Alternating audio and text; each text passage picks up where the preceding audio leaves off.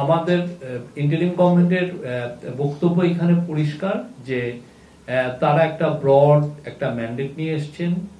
এটা সে আগেকার সময়ের যে কেয়ারটেকার গভর্নমেন্টের ম্যান্ডেটের মতো না, যে আগেকার সময় যেমন 3 মাসের জন্য যে কেয়ারটেকার গভর্নমেন্ট আসতেন, তাদের কাজগুলো ছিল হলো ইলেকশনটা করা, ইলেকশনকে কেন্দ্র করে সবগুলো কাজ করে 3 মাসে ইলেকশন করে চলে যাওয়া। কিন্তু এই যে ওনারা আসলেন, আসার এই যে ইন্টারিম গভর্নমেন্টের কাজের মধ্যে ইকোনমিক রিফর্ম, মানে রিফর্মটা একটা বড় একটা পার্ট। আপনাদের ওনার 3টা কাজ, একটা হচ্ছে সংস্কার মানে রিফর্ম, নির্বাচন, আর একটা হচ্ছে বিচার। ফার্স্টে বিচার, কোনটা ফার্স্টে, সবগুলোই হলো এই কাজের মধ্যে পড়ে। আর আমার মনে হয় যে ইলেকশন নিয়েও ধোঁয়াশার কিছু নাই।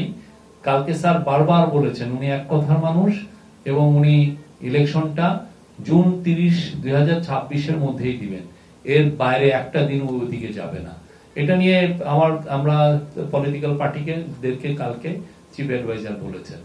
আর পোর্ট এগুলো বিষয়ে আমার মনে হয় যে এটা একটা, আমরা যে বাংলাদেশের যে ম্যানুফ্যাকচারিং হাব করার ইচ্ছা আছে, যে স্বপ্নটা আমরা দেখছি, সেটার সাথে পোর্ট ম্যানেজমেন্ট খুবই দ্রুত জড়িত, এবং এটা যত দ্রুত করা যায় তত সবার জন্য মঙ্গল।